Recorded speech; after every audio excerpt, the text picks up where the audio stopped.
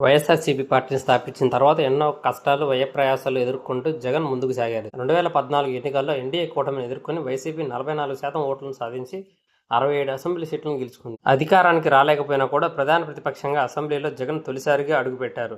ఆ సమయంలో అసెంబ్లీలో జగన్ అడిగే ప్రశ్నలకు అధికార పక్షం దగ్గర సరైన సమాధానం ఉండేది కాదు. ఆయన ఎలాంటి అంశాలు లేవరెత్తినా కూడా ప్రతిసారి 1,00,000 కోట్లు అవినీతి చేసావు, 16 నెలలు జైల్లో ఉన్నావనే విమర్శలతో అధికార పక్షం స్పందించేది. అయినప్పటికీ జగన్ మాత్రం వెనక్కి తగ్గకుండా ప్రభుత్వం మీద వరుస ప్రశ్నలు సంధిస్తూ అసెంబ్లీని కుదిపేసేవారు. జగన్ అసెంబ్లీలో ఒక ప్రశ్న అడిగినా వైసీపీ కార్యకర్తలు ఎక్కడ లేని ఉత్సాహం కనిపించేది. బయట బహిరంగ సభల్లో కూడా ఆయన మాట్లాడే ప్రతి మాటకు ప్రజల నుంచి భారీ స్పందన వచ్చేది.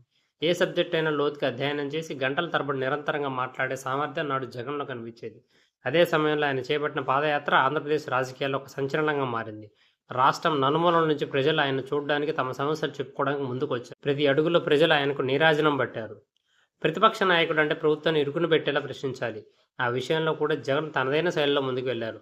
ఆయన ఎక్కడికైనా పర్యటనకు వస్తున్నారో తెలిసినప్పుడు ముందుగానే టీడీపీ నాయకులు అక్కడికి వెళ్లి ప్రజల సమస్యలు తెలుసుకుని మేమున్నామని చెప్పేవారు. కానీ జగన్ పర్యటన తర్వాత ఆ సమస్యలపై పెద్దగా స్పందన కనిపించదనే భావన ప్రజల్లో పెరిగింది. జగన్ వ్యక్తిత్వంలో ఒక ప్రత్యేకత ఉంది.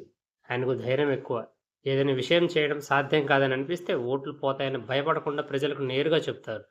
ఉదాహరణకి అప్పట్లో బీసీలకు 5% రిజర్వేషన్లు ఇవ్వాలని రాష్ట్ర ప్రభుత్వం నిర్ణయించినా కేంద్రం ఆమోదించలేదు. ఆ విషయంపై జగన్ స్పందిస్తూ తాను అధికారంలోకి వచ్చినా కూడా ఆ రిజర్వేషన్లు ఇవ్వడం సాధ్యం కాదని, అందులో టెక్నికల్ సమస్యలు ఉన్నాయని ప్రజల ముందు స్పష్టంగా అలాగే రైతు రుణమాఫీ విషయంలో కూడా ఆయన అదే విధంగా స్పందించారు. 2014 ఎన్నికల్లో ఎన్డీఏ కూటమి గెలవడానికి రైతు రుణమాఫీ హామీ ఒక కారణమైంది.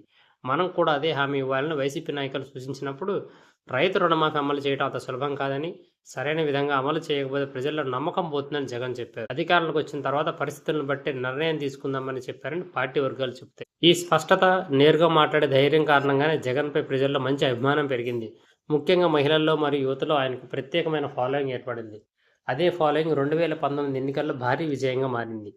ఆ ఎన్నికల్లో వైసీపీ ఘన విజయం సాధించి జగన్ ముఖ్యమంత్రిగా బాధ్యతలు చేపట్టారు. కానీ ముఖ్యమంత్రి అయిన తర్వాత జగన్మోహన్ రెడ్డి పూర్తిగా మారిపోయారు. ఆయన ప్రజల్లోకి వెళ్లడం తగ్గిపోయింది. ఆయన 2019కి ముందు మాట్లాడే మాట విధానం అంతా మారిపోయింది. దాని ఫలితమే 2024 ఎన్నికల్లో ఘోర ఓటమి. గత ఎన్నికల్లో ఓటమి ఎదురైనా కూడా జగన్ ఫాలోయింగ్ తగ్గలేదని ఆయన పర్యటనకు వస్తున్న జనాన్ని చూస్తే అర్థమవుతుంది. అయితే ఆయన రాజకీయ ప్రత్యర్థులు మాత్రం ఆ జనాన్ని గ్రీన్ మ్యాట్స్ తో చూపిస్తున్నారని, అసలు ప్రజలు రావట్లేదని ఆరోపిస్తున్నారు. కానీ వైసీపీ శ్రేణులు మాత్రం అది నిజం కాదని చెబుతున్నాయి. ప్రస్తుతం వైసీపీ క్యాడర్ కొంత సైలెంట్గా కనిపిస్తున్నప్పటికీ దానికి కారణం జగన్ తీసుకున్న వ్యూహమే అని పార్టీ నాయకులు చెబుతున్నారు. ఎన్నికలకు ఇంకా సమయం ఉందని, అప్పటి వరకు ప్రభుత్వ చర్యల వల్ల కేసులు పడే అవకాశం ఉండటంతో కార్యకర్తలు ఎక్కువగా ప్రజల్లోకి వెళ్లకుండా పార్టీ అంతర్గత సమావేశాలకే పరిమితం అవుతున్నారు. అయితే ప్రతి వైసీపీ కార్యకర్త మనసులో ఒక కోరిక మాత్రం స్పష్టంగా కనిపిస్తుంది. 2019 ఎన్నికల ముందు కనిపించిన అదే దూకుడు, అదే ఆత్మవిశ్వాసం ఉన్న జగన్ మళ్ళీ ఒకసారి చూడాలని వారు కోరుకుంటున్నారు. నాడు ఎలాగైతే అధికార పక్షంపై ఘాటు విమర్శలు చేశారో, ఎలాగైతే అసెంబ్లీలో ప్రభుత్వాన్ని ఇరుకుని పెట్టారో, అలాంటి జగన్ మళ్ళీ రావాలని వాళ్ళు ఆశిస్తున్నారు. ఇప్పుడు వైసీపీ కార్యకర్తలందరూ కూడా అలాంటి నాయకత్వం మళ్ళీ చూడాలని ఎదురు చూస్తున్నారు. ముఖ్యంగా జగన్ 2020 నుంచి మరోసారి పాదయాత్ర చేస్తానని ప్రకటించడంతో పార్టీ నాయకులు, కార్యకర్తలు ఆ సంవత్సరం కోసం ఆసక్తిగా ఎదురు చూస్తున్నారు.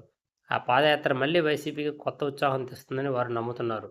అదే జరిగితే 2029 ఎన్నికల్లో విజయం సాధించడం పెద్ద విషయం కాదని వైసీపీ శ్రేణులు ధీమా వ్యక్తం చేస్తున్నాయి. అయితే రాజకీయాల పరిస్థితులు ఎప్పుడైనా మారవచ్చు. 2019లో జగన్ మరోసారి దూకుడుగా రాజకీయాలకు నిలబడతారా, లేక 2024 తర్వాత వచ్చిన పరిస్థితులు అనేక కొనసాగుతాయనేది కాలమే నిర్ణయించాలి.